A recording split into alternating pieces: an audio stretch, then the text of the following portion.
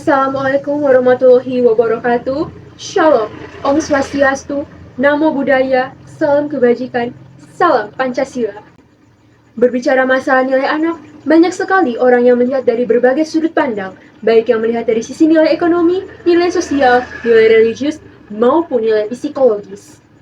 Berkaitan dengan masalah nilai anak, dapat dikategorikan nilai anak atas dua kategori, yaitu nilai positif dan nilai negatif. Nilai positif yaitu pengawasan dari orang tua serta lingkungan, dan nilai negatif berupa biaya dan ketidaknyamanan anak serta keluarga. Namun dengan adanya nilai negatif anak, maka kondisi ini berpotensi terjadinya pelanggaran terhadap hak-hak atas anak, di antaranya kekerasan terhadap anak. Merujuk data Komisi Perlindungan Anak Indonesia atau KPAI, terdapat 4.683 aduan sepanjang tahun 2022. Hal ini mengindikasikan anak masih rentan menjadi korban tanpa melihat latar belakang, situasi, dan lokasi. Kasus kekerasan terhadap anak marak terjadi di negara kita. Negara Indonesia yang termasuk negara hukum sudah berkali-kali menangani kasus tersebut. Kasus-kasus tersebut antara lain aborsi janin, kekurangan gizi, eksploitasi anak, dan kekerasan fisik atau psikis anak.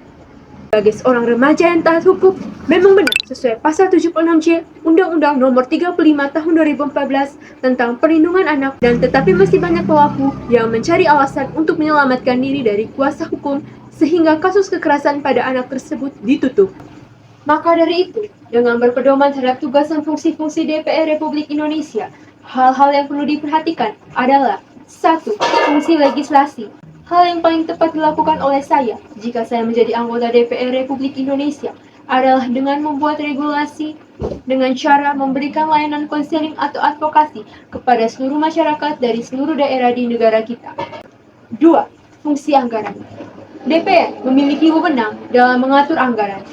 Dari fungsi inilah kita bisa lihat dari nilai ekonomi, yaitu kasus kekerasan terhadap anak akibat faktor ekonomi, sehingga anak tidak mendapatkan pendidikan yang layak. Ini bahkan sering terjadi di negara kita, seperti contoh kasus di atas. Untuk mengatasi hal ini, saya akan memberikan fokus anggaran kepada lembaga pengelola dana pendidikan, agar segala urusan anggaran tidak mengalami kendala, sehingga anak-anak bisa menerima pendidikan yang layak. 3. Fungsi pengawasan.